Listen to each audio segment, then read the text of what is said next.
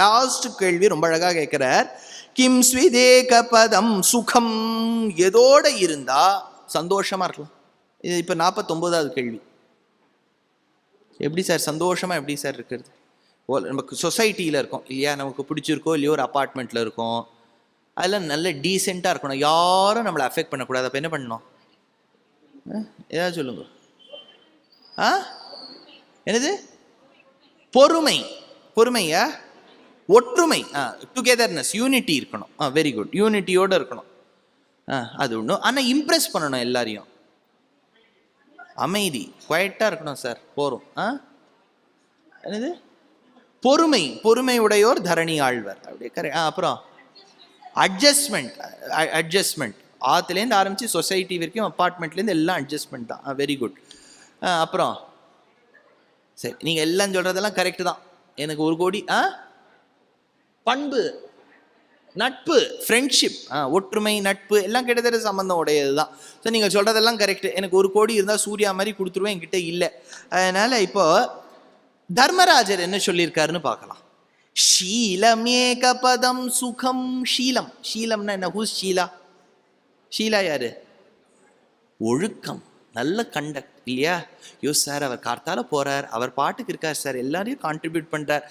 பார்ட்டிலாம் 11 மணிக்கு உட்காந்து டிவியை வைக்கிறது இல்லை. அந்த அர்ணப் கோஸ்வாமி டிபேட்டை 9:30 மணிக்கு பக்கத்து வீட்டுக்கு கேட்குற மாதிரி வைக்கிறது இல்லை. அப்புறம் பசங்களை கத்தும்போது கூட மெதுவாக கூட்டுட்டு குழந்தைகளுக்கு சொல்றார். பல பேர் வந்து அவ குழந்தைகளை கண்டிக்கிறதே பார்த்தேன்னா நான் ஒன்று அடிச்சுடுவேன், அது பக்கத்து வீட்டிலேருந்து இங்கே கேட்கும். நம்மளை அடிக்க போறாரா, குழந்தை அடிக்க போறாரான்னு தெரியாது. அந்த மாதிரி நம்ம இருக்கும்போது இந்த பாருங்களேன், இப்போ நம்ம வந்து இப்போ ட்ரெயின்ல எல்லாம் போகிறோம், பஸ்ஸில் போகிறோம், ஃப்ளைட்டில் போகிறோம். பல பேர் பார்த்தேன்னா இன்னொருத்தருக்கு கஷ்டமாக இருக்கேன்னு நினைக்க கூட மாட்டான். ஒரு பெரிய பாட்டை வச்சுட்டு, இது சிந்தூர பூவே அப்படின்னு ஒரு பாட்டு, யார் பாடியிருக்காது? ஜானகியா? ஜானகி பாடிய பாட்டு அப்படியே உறக்க வச்சுருப்பார். பக்கத்தில் அங்கே நோயாளி ஒருத்தர் படுத்துட்டு இருப்பார். தப்பு இல்லையா? கண்டக்ட் இருக்கணும். ஏதாவது கேட்டால் இது என்னுடைய ஃபோன், என்னுடைய காது, காற்று வந்து தர்மபுத்திரரே சொல்லியிருக்காரு, எல்லா இடத்துலையும் நிறைஞ்சிருக்கு, அதனால நான் கேட்குறேன்னா இவருக்கு கல்ச்சர் இல்லைன்னு அர்த்தம். ஷீலம், எந்த இடத்துல இருக்கோமோ அதுக்கு ஏத்தாப்புல அட்ஜஸ்ட் பண்ணிக்கணும். அதுதான் இந்த ஷீலத்துக்கே ஒரு எல்லை நிலம் உண்டு. எல்லை நிலம்னா பவுண்டரி. அந்த ஷீலமே ரொம்ப உயர்ந்த ஷீலம் ஆயிடுத்துன்னா அதுக்கு சௌஷீல்யம் அப்படின்னு பேர்.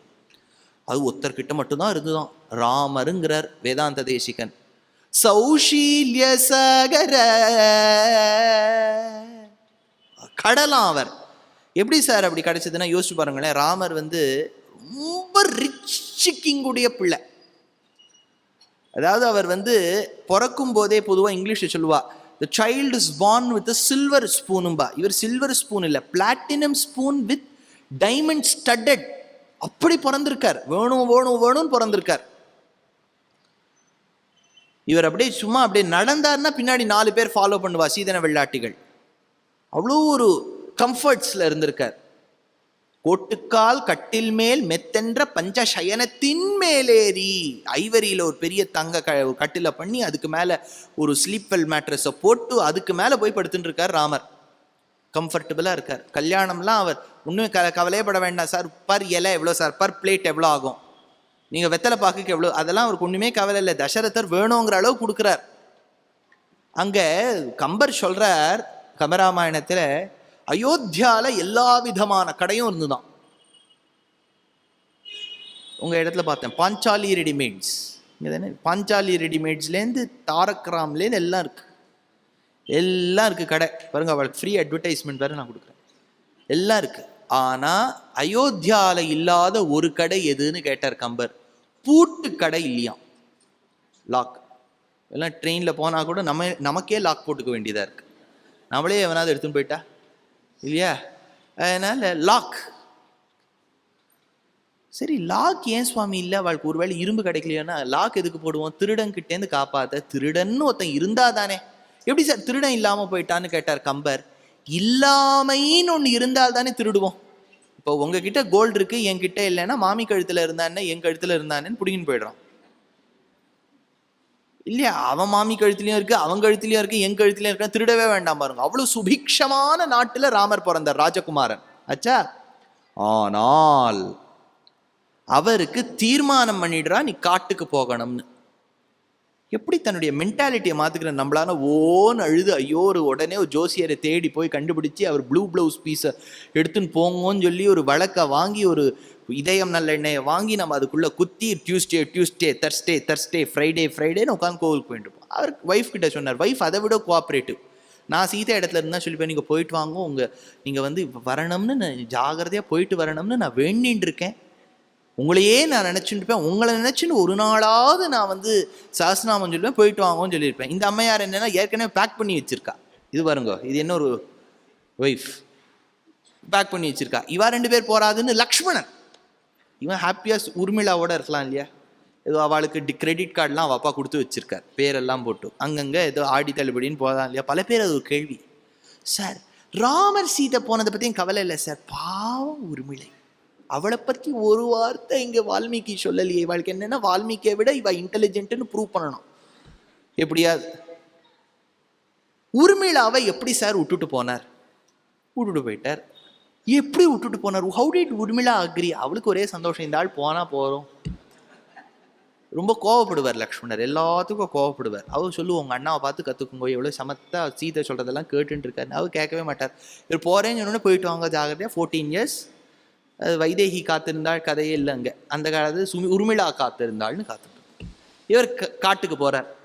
போனால் ஸ்ருங்கிபேரபுரம்னு ஒரு இடம். அங்கே குஹன் சார், அவன் குளித்ததே கிடையாது. குஹனுக்கு குளியல்னா என்னென்னே தெரியாது. வாட்டர் கன்சர்வேஷன் ஆரம்பித்ததே முதல்ல அந்த ஆசாமி தான். அவன் வீட்டில் நீங்கள் டவ் பேண்டீன் இதெல்லாம் தேடவே முடியாது. அவள் குழின்னா அடிக்க வந்துடுவான்.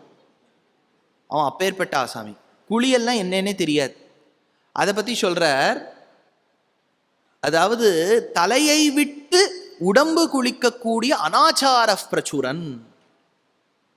கரெக்ட் வே ஆஃப் பேதிங் என்னன்னு சாஸ்திரம் சொல்கிறது. குளிச்சா கேசாதிபாதமாக குளிக்கணுமா, எதையும் விட்டே வைக்கக்கூடாது. ஏதாவது பாதியை விட்டு வச்சா குளிக்கலன்னு அர்த்தமா. இதெல்லாம் என்ன சுவாமி, வாட்டர் ப்ராப்ளம்ல இப்போ தினம் தலைக்கு உட்காந்து குளிச்சுருந்தா எங்கே அப்படின்னு கேட்கும். ஆனால் அந்த ஸ்ருங்கிபேரபுரத்துக்கு போனார் ராமர். ராமர் போயிட்டு அந்த குஹன் அப்படியே ஓடி வரான். அப்படியே உடம்பெல்லாம் அழுக்கு, ஏன்னா இவ்வளோ நாள் குளிக்கல இல்லையா. என்ன இருந்தாலும் நமக்கு டெட் செல்ஸ் வந்துடும் இல்லையா சுவாமி. நம்ம படுத்த அந்த பெட்டை கூட கவரை கூட நம்ம மாற்றணும் இல்லையா. ஏன்னா உடம்புலேருந்து எவ்வளவு விழறதோ அதில் அழுக்கு. ஓடி வரான். ராமர் என்ன பண்ணார், அப்படியே கட்டி பிடிச்சுட்டார். நம்ம கட்டி பிடிப்போமோ சார், நீங்கள் முதல்ல குளிச்சுட்டு வாங்கோ, ஐ பை யூ ஒன் சோப், நீட்டாக குளிச்சுட்டு வாங்கோ. முதல்ல இவர் என்ன ஜாதியோ, இவர் என்ன ஜாதியோ, இவர் வந்து க்ஷத்ரியர், அதெல்லாம் பார்க்கல சுவாமி. நம்ம இப்போ ஜாதி ஒற்றுமை இதெல்லாம் பேசுகிறோம், இதெல்லாம் பண்ணதே ராமர் தான். கட்டி பிடிச்சுட்டார். இதாச்சா, இது ஒரு லெவல். அடுத்த ஃப்ரெண்ட் யார் தெரியுமா? இப்போ குஹன் மனித ஜாதி. அடுத்தது குரங்கு சுக்ரீவன். நம்ம அது குழந்தை நான் I went to the zoo, I found one monkey very friendly to me அப்படின்னு கட்டி பிடிக்குமோ, நம்ம விடுவோமோ? கட்டி பிடிச்சுட்டார். அடுத்தது ராட்சசன் விபீஷணன். நிஷாதனம் நேத கபி குலபதி காபி சபரி. காபி சபரி அப்படின்னு தேசிகன். காபி சபரின்னா நீங்க சபரி கேள்விப்பட்டிருக்கீர்கள். ஹூ இஸ் இஸ் காபி சபரி? காப்பின்னா என்ன? சம்ஸ்கிருதத்தில் காப்பின்னா அட்ரஸ் இல்லாதவள்னு அர்த்தம். சபரிக்கு அட்ரஸே கிடையாதான். காபி சபரின்னு தேசிகன். அட்ரஸ் தெரியாத சபரி ஆத்துல போய் சாப்பிட்டுருக்கார். இப்போ நம்ம பிரசிடென்ட்டோ பிரைம் மினிஸ்டரோ நம்ம மாத்துக்கு வரான்னு வச்சுக்கோங்க, அவளுக்கு முன்னாடி ஒரு டீம் வரும். நம்ம பாத்துல இருக்கக்கூடிய தளிகையில விஷம் இருக்கா இல்லையான்னு முதல்ல குவாலிட்டி செக் பண்ணிட்டு தான் சாப்பிடுவா. இப்போ ராமருக்கும் அந்த மாதிரி தானே பண்ணியிருக்கணும். ஒரு பெரிய Z+ செக்யூரிட்டி வந்து சபரியை முதல்ல பழத்தை கொடுன்னு சொல்லி அது குவாலிட்டி என்னன்னு பார்த்து, A குவாலிட்டியா B குவாலிட்டியா ப்ரீமியமான்னு பார்த்து தானே அவர் கொடுத்ததை சாப்பிட்டு விட்டார். காபி சபரி. அதனால ஷீலம்ங்கிறது பொதுமக்களுக்கு, பெருமாளுக்கு சௌஷீல்யம் அப்படின்னு பேரு. பரம பாகவத மௌனி வரச சிவிபாகர சனக சனந்தன தீஷ சுரகிம் புருஷ கனக கஷிபு சுத நாரத தும்புரு பவன சூனு பாலச்சந்திரதர சுக சரோஜ பவ భూసురవరులు పరమ పావనులు ఘనులు శాశ్వతులు కమల భవ సుఖము సదానుభవులుగా ఎందరో మహానుభావులు. As I'm speaking these divine lines of Sri Tyagaraja Swami, I've received the very divine Onavil of Thiruvananthapuram. This is going to be a grand, a mega Natya production titled Endaro Mahanubhavulu, a festoon of the devout. We have chosen the inspiring events from the lives of 14 Acharyas, Mahans, who have trod Bharata Bhumi. Doddacharya, Adishankaracharya, Vedanta Deshika, Muthuswami Dikshita, Potana, Jayadeva, Andal, Mirabai, Kamban, Tirumanisai Piran, Bhadrachala, Ramadasu, Goswami, Tulasidasa, Purandaradasa and Tukaram. We have strung it together into a beautiful dance production that is primarily Bharatanatyam based with movements of Odissi, Ghumar and Mohiniyattam, which is going to be multilingual as well with lines chosen from Sanskritam, Marathi, Brajbhasha, Rajasthani, Telugu, Kannada, Tamil, so many languages put together. I've had the opportunity to work with dancers, Natya gurus of great repertoire in the last 15 years. This is an opportunity for me to have curated the production, to have done the storyboard and narrate the production in English. The choreography is by the very famous, revered Kalaimamani Srimati Anita Guha. The music is by the great grandson of Subramanya Bharati, a Sangeet Natak Academy awardee, Dr. Rajkumar Bharati. And the soundscape design is by Sri Sai Shravanam, one of the contributing engineers to the award-winning Life of Pi movie. We have all come together to present this grand production Endaro Mahanubhavalu in your city. On the 26th and on the 27th of September at the Prestige Center of Performing Arts in Bengaluru, we are presenting this production. On the 3rd and the 4th of October, we are doing it at the Naradagana Sabha in Chennai. On the 1st of November, we are doing it at the Fine Arts Society Chembur in Mumbai. And on the 29th of November at Kamani Auditorium in Delhi. Tickets are flying off the shelves. Please be present, buy your tickets and be with your family to watch this, I would say, once in a lifetime event. We are extremely thankful to the title sponsor, to the event sponsor, to the associate sponsors and to those hands who have supported us. To the all of you, thank you. To the all of you, Vandanamulu, please be present. Namaskar. அடுத்தது கிம் ஸ்விதாத்மா மனுஷ்யஸ்ய. நேத்து ஒரு கேள்வி கேட்டேன். IIM Suresh அப்படின்னா ஐங்கிறது என்ன? அதான் என்ன ஆத்மானா என்ன ஆத்மா? ஜீவாத்மா. ஆச்சு, சரி. இங்க என்ன கேட்கிறார்? கிம் ஸ்விதாத்மா மனுஷ்யஸ்ய. மனுஷனுக்கு ஆத்மா இது எங்க இருக்கு? என் ஆத்மா. பொதுவாக நம்ம ஆத்மானா எங்க காமிப்போம்? இப்படிதான் காமிப்போம். சார் என் ஆத்மா இங்க இருக்கு சார் அப்படின்லாம் நம்ம காமிக்கவே மாட்டோம். ஆத்மானா இங்க தான் இருக்கு. ஏன்னா சாஸ்திரப்படி ஒரு விஷயம் கேளுங்க. கவிழ்த்த தாமரை, இன்வெர்டட் லோட்டஸ், அது இங்க இருக்குங்கிறா. நீங்க உடனே பைபாஸ் ஆச்சு சார் நான் பார்க்கவே இல்லைன்னு சொல்லாதீங்க. சாஸ்திரப்படி இன்வெர்டட் லோட்டஸ். அந்த லோட்டஸ்லேருந்து பிரம்மரந்திரங்கள், நாடிகள் மேலே போகும். இந்த கழுத்த தாமரைக்குள்ள ஒரு ஜீவாத்மா. அந்த ஜீவாத்மா இது சொன்னேனே, சததா சததா சததா 1/100/100 மெனக்கெட்டு இந்த கால்குலேஷன்லாம் போட்டோம். அதுக்கு பக்கத்துல பரமாத்மா ஜாயிண்ட் ஃபேமிலியில இருக்கு. அச்சா, ரெண்டும் ஜாயிண்ட் ஃபேமிலியில இருக்கு. இது இந்த இடத்துல இருக்கு. அப்படின்னா இப்ப ஆத்மா எங்க இருக்குன்னு கேட்டா இதுதானே சொல்லுவோம். கரெக்டா எல்லாரும் ஆத்மானா இதுதான் சொல்லுவோம். ஆனா இவர் என்ன பதில் சொல்றாருங்கிறத பாருங்க, நீங்க ஆச்சரியப்பட்டு போயிடும். புத்திர ஆத்மா மனுஷ்யஸ்ய. ஒருவனின் ஆத்மா அவனுடைய சன்னோ டாட்டரோ. எப்படி சுவாமி, என்னுடைய ஆத்மா எனக்குள்ளதானே இருக்கும். நான் பிள்ளை பார்த்த உடனே என் ஆத்மா என் பிள்ளைக்குள்ள போயிடுமா? அப்படின்னா பிள்ளை ஆத்மா எங்க போகும்? இல்லை சார், அது ஜாயிண்டா இருக்கும். அது என்னுடைய ஆத்மா, என் பிள்ளையுடைய ஆத்மா, பெருமாளுடைய பரமாத்மா, எல்லாரும் பெரிய கூட்டு குடும்பமா இருக்க முடியாது. அப்படி என் ஆத்மா எனக்குள்ளதான் இருக்கணும். அது வெளில போயிடுச்சுன்னா அவ்வளவுதான் வாத்தியாருக்கு பண்ணணும்னு அர்த்தம் இல்லையா? என் ஆத்மா எனக்குள்ளதான். ஆனா இவர் என்ன சொல்றார்? புத்திர ஆத்மா மனுஷ்யஸ்ய. தர்மராஜாவோட பதில் இது. நீங்க சரின்னு நினைக்கிறீங்களா தப்புங்கிறீங்களா? சரியாதான் இருக்கணும் சார். இது என்ன சார் கேள்வி? சரியாதான் இருக்கணும். இப்போ நம்ம இதை விசாரம் பண்ணணும். இதை விசாரம் பண்ணணும்னா நம்ம கொஞ்சம் கான்சென்ட்ரேஷனோட கேட்கணும். ஆத்மானா என்னன்னு முதல் கேள்வி. ஆத்மா தான் சைஸ் எல்லாம் பார்த்தோம். ஆனா ஆத்மாக்கு டெஃபினிஷன் உண்டு. ஆப்னோதி இதி ஆத்மா. எதை அடையணும்னு நினைக்கிறதோ அதை அடைகின்றபடியால் ஆத்மாவுக்கு ஆத்மான்னு பேர். எதை அடையணும்னு நினைக்கிறதோ அதை அடைஞ்சிடும். என்ன சார் இது புரியல? யோசிச்சு பாருங்க. அப்பாவுக்கு பிஎஸ்டி காலேஜில் இன்ஜினியரிங் படிக்கணும்னு ஆசை. ஆனால் அவர் வாங்கின மார்க்குக்கு கிடைக்கல. இப்போ பிள்ளைய வளர்க்கும் போது என்ன பண்ணுவார், பிள்ளையோ பொண்ணோ வளர்க்கும் போது நன்னா படுறா, நல்ல மார்க் வந்தாதான் நீ அந்த காலேஜில் படிக்க முடியும். இப்போ அந்த குழந்தை காலேஜ்குள்ளே நுழையும் போது அப்பா தான் ஆசைப்பட்டதை தன் குழந்தை மூலமா அடையிறாரு இல்லையா? அப்படின்னா எதை ஆசைப்படுறதோ அதை அடைகின்றபடியால் ஆத்மான்னு பேரா. அப்பா ஆசைப்படுறத தம் பெண்ணையோ பிள்ளை மூலமாவோ நடத்துகின்றபடியால் அந்த குழந்தை அப்பாவுக்கு ஆத்மாயிடுறது. இவ்வளோ சூக்ஷ்மம். இதுல எப்படி சார் தெரியறதுன்னா, வேதத்துல ஒரு மந்திரம் இருக்கு. வேதம் ஒரு விஷயம் சொல்றது என்னன்னா, குழந்தை வெளியில விளையாடிட்டு வருதுன்னு வச்சுக்கோங்களேன். அடியேன் இருந்த போதே கொஞ்சம் கிரவுண்டெல்லாம் ஓப்பன் கிரவுண்டெல்லாம் இருக்கும் விளையாடுறதுக்கு. இப்போ அதுவும் இல்லை, ஃபுல்லாக அப்பார்ட்மெண்ட்ஸ் வந்துடுத்து. அதனால இப்போ விளையாட்டுன்னா என்ன, குழந்தை வீடியோ கேம் விளையாடிட்டு வருதுன்னு வச்சுக்கோங்களேன். வீடியோ கேம் விளையாடிட்டு டேவ்ஸ் இப்போ பிளே ஸ்டேஷன் விளையாடிட்டு வருதுன்னு வச்சுக்கோங்களேன். அப்படியே வேர்க்க வருது. பிளே ஸ்டேஷன்லாம் விளையாட்டாப்புல அதெல்லாம் அதையே உற்று பார்த்துட்டு இருக்கும். வந்துடும். இப்போ அப்பா பார்க்குறாரு, என்னமா விளையாடி இருக்கேன் குழந்தை அப்படின்னு. அதை மடியில் உக்காத்தி வச்சு வேதம் ஒரு வார்த்தை சொல்றது. அப்பா அந்த குழந்தையுடைய முடிய கோதி விட்டுட்டு நெத்தியில முத்தம் கொடுக்கணும். கவனிங்க, வேதம் சொல்றது எவ்வளோ மாடர்னா இருக்கு பாருங்க. வேதம் முத்தம் கொடுன்னு சொல்றது. முத்தம் கொடுத்துட்டோ நிறுத்தக்கூடாது. வேதம் கிஸ் மட்டும் பண்ணிடுன்னு சொல்லிட்டு கிஸ்ஸோட ஒரு மந்திரம் வேற சொல்லியிருக்கு. அங்காதங்காத் சம்பவசி ஹிருதயாத் அதிஜாயசே ஆத்மாவை புத்திரநாமாசி அப்படின்னு வேதத்துல ஒரு வாக்கியம். அங்காதங்காத் சம்பவசி, குழந்தை உன்னுடைய விரல்கள்ல என்ன மாதிரியே சுமாரா இருக்குடா. அங்காதங்காத் சம்பவசி அப்பா சொல்லணும்.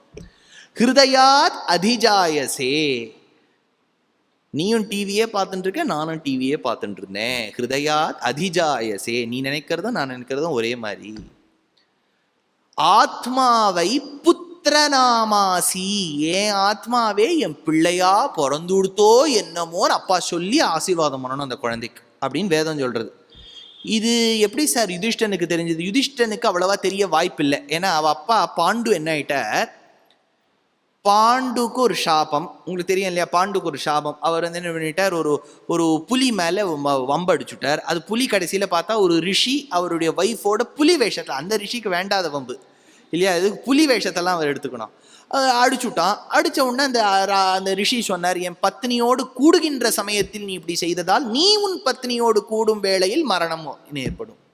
அப்படியே பிள்ளை பற்றி எடுக்கிறது. அதுக்கு குந்தி ஒரு ஷார்ட்கட் வச்சிருந்தா. அவ துர்வாசர் ஒரு மந்திரம் கற்று கொடுத்துருக்கார். அந்த மந்திரத்தை உச்சாரணம் எந்த தேவதையை நினைச்சுன்னு உச்சாரணம் பண்ணாலும் அந்த தேவதை ஒரு குழந்தை கிஃப்ட் பண்ணிட்டு போயிடுவார்.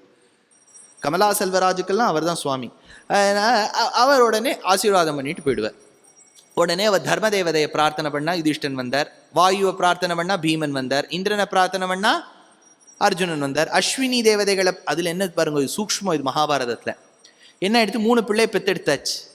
அவருக்கு இன்னொரு ஒய்ஃப் இருக்காளே, யார் அது? மாதிரிக்கு அந்த மந்திரம் தெரியாது. இப்போ எப்படி சுவாமி பிள்ளையை பெத்தெடுத்தானா, பாவம் பாண்டு போய் ரெக்கமெண்டேஷன் கேட்கிறார். இல்லை மகாபாரதத்தை சூக்ஷ்மம். அவர் போய் வைஃப் கிட்ட சொல்றார், குந்தி 3 குழந்தைகள் வந்தாச்சு, எல்லாம் பாரு என்ன ஸ்மார்ட்டா இருக்கு. பாவம் மாதிரி மட்டும் அங்கே தனியா இருக்கா, அதனால அந்த மந்திரத்தை மாதிரிக்கு கத்துதா. மாதிரி வந்தா.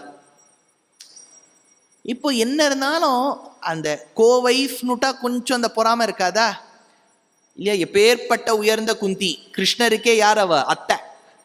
கிருஷ்ணருக்கே அத்தையாக இருந்தாலும் கொஞ்சம் அந்த பொறாம இருக்கும். அதனால குந்தி என்ன பண்ணா, மாதிரிக்கு சொன்னா. மாதிரி ரொம்ப அழகு அந்த காலத்துல, ரொம்ப அவளை வேண்டின்னு கல்யாணம் பண்ணினா பாண்டு, மதுர தேசத்து ராஜகுமாரி அவ. அப்போ அவ சொல்றா, குந்தி மாதிரி நான் உனக்கு ஒரு மந்திரம் கத்துத்தரேன், இந்த மந்திரத்தை நீ ஓர் முறைதான் உச்சாரணம் பண்ணணும். ஏன்னா இவ பாட்டுக்கு பண்ணிகிட்டே இருந்தா இவ்வளோ நிறைய குழந்தை பெற்று எடுத்துருவளேன்னு. அவ ஸ்மார்ட்டா என்ன பண்ணிட்டா, ஒரே கல்ல 2 மாங்காய் அஸ்வினி தேவதைகளை பிரார்த்தனை பண்ணிட்டா. அஸ்வினி தேவதைகள் எப்பவுமே ட்வின்ஸாக தான் வருவா. அதனால 2 குழந்தைகள் பிறந்தாச்சு. ஆச்சா. இப்போ இந்த யுதிஷ்டனுக்கு அவ அப்பா அங்காதங்கா சம்பவசிலாம் முத்தம் கொடுத்துருக்க மாட்டார். ஏன்னா அவர் அப்பா போயிட்டார், கொஞ்சம் வருஷத்துக்குலாம் போயிட்டார். எப்படி சுவாமி தெரிஞ்சதுன்னா, யுதிஷ்டன் என்ன பண்ணுவார், அவ அப்பா போன உடனே குந்தி என்ன பண்றா, இதுல ஒரு சூக்ஷ்மம், இன்னொரு சூக்ஷ்மம் இருக்கு கேளுங்க. குழந்தைகளை பெத்தெடுத்தாச்சு. மாதிரி ஒரு நாள் வீட்டில் இருக்கும்போது பாண்டு உள்ள வரான். அவன் மாதிரி இருக்கக்கூடிய கோலத்தை பார்த்துட்டு அவளை கட்டி பிடிக்கும் போது மாதிரி தடுக்கிறா, ஆனாலும் கட்டி பிடிச்சுன்றா போயிடுறான், சாபம் நிறைவேறி விடுறது. இப்போ ஐயோ அவர் போனதுக்கு ஒரு விதத்துல நான் காரணமாயிட்டேனேன்னு மாதிரியும் ரொம்ப இமோஷனலா போய் அவளும் போயிடுறான். இப்போ யார் நெஞ்சிருக்கா? 5 குழந்தைகள். குந்தி. இப்போ குந்தி என்ன பண்ணிடுறா, அந்த 2 குழந்தைகளையும் தன்னுடைய குழந்தையா தத்தெடுத்துக்கிறா ஆச்சு. இப்போ எல்லாரும் ஹஸ்தினாபுரத்துக்கு போறா. ஹஸ்தினாபுரத்துக்கு போன உடனே விதுரன் என்ன பண்றார், விதுரன் இந்த பஞ்சபாண்டவாளை கூட்டு தினம் தர்மோபதேசம் பண்ணுவார். தினம் அப்பா அம்மாவுடைய மேஜர் டியூட்டி என்னன்னா அழகா அட்வைஸ் பண்றது, பண்ணிகிட்டே இருக்கணும். நீங்கள் உடனே பயப்படாதீங்க, அட்வைஸ் பண்ணால் இது கேட்க மாட்டேங்கிறது, நீங்கள் பண்ணுங்க, என்னைக்காவது ஒரு நாள் கேட்கும். அதில் 4 பேர் ஜூட் விட்டுடுறான், ப்ராக்ஸி போட்டுட்டு போயிடுறா. காலேஜ்லாம் ப்ராக்ஸின்னு உண்டு. யாருன்னா இந்த பீமன்லேருந்து சகதேவன் வரைக்கும். ஏதோ பீமன்னா எங்கேயாவது சாப்பிட போயிடுவான். அர்ஜுனன் என்னென்னா சும்மாவாது யாரோடையாவது போய் வில் வித்தை கற்றுக்கணும், ஒரே அவனுக்குலாம் அந்த ஸ்கில் டெவலப்மெண்ட்டில் இன்ட்ரெஸ்ட்டு. சகதேவன் எங்கே பார்த்தாலும் ஜாதகம் எங்கேயாவது நாடி ஜோசியம் பார்க்கப்படும் அப்படின்னா அவன் போயிடுவான் உள்ள, நாடி ஜோசியம் கற்றுக்கலாம். நக்குலன் எப்படின்னா ரொம்ப ஹேண்ட்ஸம், 5 பேர்ல ரொம்ப ஹேண்ட்ஸம்னா நக்குலன் தான். அப்படியே அவன் நடந்தானா எல்லாரும் ஒரு லேடிஸ்லாம் ஒரு செல்ஃபிலாம் கிளிக் பண்ணி பார்ப்பாருங்க, நக்குலா நக்குலா செல்ஃபி அப்படின்னா அவனுக்கு அதெல்லாம் ரொம்ப பிடிக்கும். செல்ஃபிஸ் தான் அப்போ அப்படின்னு அவன் இருந்தான். இப்போ யுதிஷ்டர் ஒருத்தர் தான் விதுரர் கிட்ட உட்காந்து தர்மோபதேசம் கேட்பார். அப்போ விதுரன் ஒரு வார்த்தை சொன்னார், நீ எனக்கு பிள்ளை மாதிரி அங்காதங்காத் சம்பவசி. அந்த மந்திரத்தை ஞாபகம் வச்சுண்டு இப்போ யுதிஷ்டன் சொல்றார், புத்திர ஆத்மா மனுஷ்யஸ்ய, ஒரு மனிதனுக்கு ஆத்மா அவன் பிள்ளையோ பெண்ணோ. இன்னும் ஒரு விஷயம் பாருங்க, இன்னைக்கோ கத்துண்டது இன்னைக்கு ஞாபகத்துக்கு வரும். இன்னைக்கு நீங்க இவ்வளவு கேள்வி கேட்டிருக்கேள் பாருங்க, இன்னும் ஒரு வருஷம் ஆனோடனே யாராவது ஒருத்தர் உங்களுக்கு கேள்வி கேட்டா நீங்க டக்குன்னு பதில் சொல்லிடுவேன். அப்புறம் அந்த உபன்யாசகரே பயப்படுவார் கோயம்புத்தூர் வந்து சொல்றதுக்கு.